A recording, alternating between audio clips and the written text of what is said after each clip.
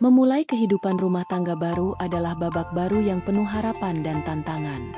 Banyak pasangan datang dengan impian tentang rumah tangga yang harmonis, penuh cinta, dan saling mendukung. Tapi tak sedikit pula yang merasa kecewa, terkejut, atau bahkan tersakiti karena satu hal yang seringkali dianggap sepele, kurangnya keterbukaan. Keterbukaan adalah fondasi utama dalam membangun rumah tangga yang sehat dan kuat. Tanpa keterbukaan, komunikasi mudah terputus, kepercayaan bisa runtuh, dan hubungan yang tadinya manis bisa berubah menjadi penuh tekanan. Mari kita bahas mengapa keterbukaan sangat penting di fase awal pernikahan, dan bagaimana cara membiasakan pola komunikasi yang terbuka dengan pasangan. 1. Keterbukaan membangun kepercayaan. Kepercayaan tidak dibangun dalam semalam. Dibutuhkan waktu, komitmen, dan yang paling penting, kejujuran. Keterbukaan adalah bentuk nyata dari kejujuran. Dengan berbicara terbuka soal hal-hal kecil, seperti kondisi keuangan, emosi, hingga pergaulan, pasangan akan merasa bahwa dirinya dipercaya dan diberi ruang untuk menjadi bagian dari kehidupanmu secara utuh. Ketika kepercayaan sudah terbentuk, hubungan jadi lebih tenang dan stabil, karena kalian tahu bahwa tidak ada yang disembunyikan. 2. Mencegah salah paham yang tidak perlu.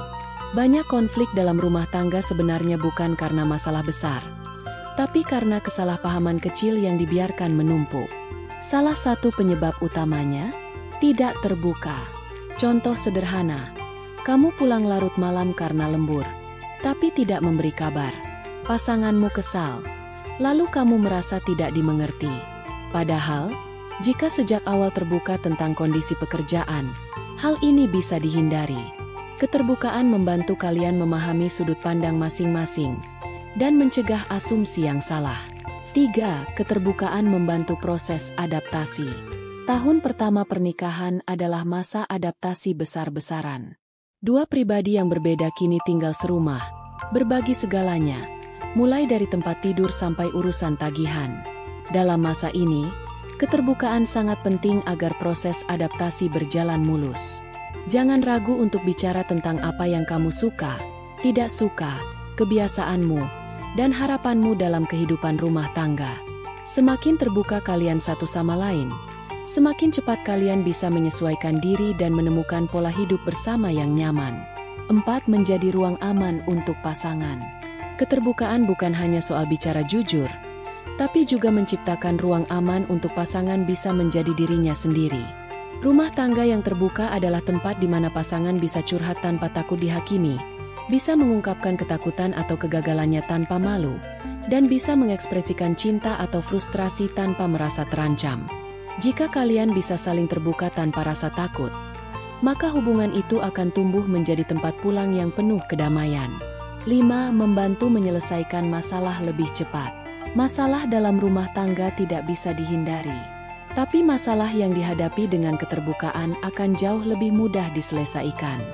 Daripada memendam perasaan tidak puas atau marah, lebih baik membicarakannya secara langsung, tentu dengan cara yang baik, bukan dalam nada menyerang. Dengan begitu, masalah tidak akan berlarut-larut atau membesar. Justru kalian akan merasa lebih kompak setelah berhasil menyelesaikannya bersama. 6. Mendorong pertumbuhan bersama. Keterbukaan juga membuat pasangan tumbuh bersama.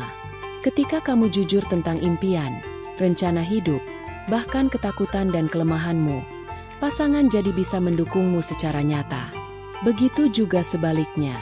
Kamu jadi tahu bagaimana cara mendukung pasanganmu mencapai tujuan hidupnya. Inilah yang membuat rumah tangga terasa seperti tim yang solid, bukan sekadar dua orang yang hidup bersama. 7. Menghindari sumber konflik tersembunyi. Banyak konflik besar sebenarnya bersumber dari hal-hal kecil yang tidak pernah dibicarakan. Misalnya, tidak nyaman dengan kebiasaan pasangan, merasa terbebani dengan tanggung jawab rumah, atau tidak puas secara emosional, tapi semua itu dipendam. Lama-lama, hal kecil ini jadi bom waktu. Maka dari itu, biasakan keterbukaan sejak awal, meskipun untuk hal-hal yang terlihat remeh. Lebih baik bicara sekarang daripada meledak nanti. 8. Bagaimana menerapkan keterbukaan di rumah tangga baru? Berikut beberapa cara praktis. Mulai dari hal kecil. Misalnya, Cerita soal hari kamu di kantor atau tentang perasaanmu hari itu. Ini melatih kebiasaan berbicara tanpa harus menunggu ada masalah besar. Jujur tanpa menyakiti. Saat menyampaikan hal yang sensitif, gunakan bahasa yang lembut dan fokus pada perasaanmu, bukan menyalahkan. Tanyakan juga pada pasangan. Jangan hanya bicara tentang dirimu, tapi tanyakan juga bagaimana perasaan dan pikiran pasangan. Tunjukkan bahwa kamu peduli. Luangkan waktu rutin untuk ngobrol. Misalnya, 10-15 menit sebelum tidur untuk saling bercerita. Ini bisa memperkuat koneksi emosional kalian. Kesimpulan, keterbukaan bukanlah kelemahan. Justru, itu adalah kekuatan terbesar dalam membangun rumah tangga yang sehat dan tahan uji. Dengan keterbukaan, kalian tidak hanya berbagi tempat tinggal, tapi juga berbagi kehidupan, pikiran, dan perasaan secara utuh.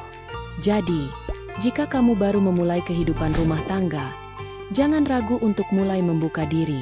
Bangun komunikasi yang jujur, hangat, dan saling mendukung. Karena rumah yang paling nyaman adalah rumah yang dibangun dengan kepercayaan dan kejujuran.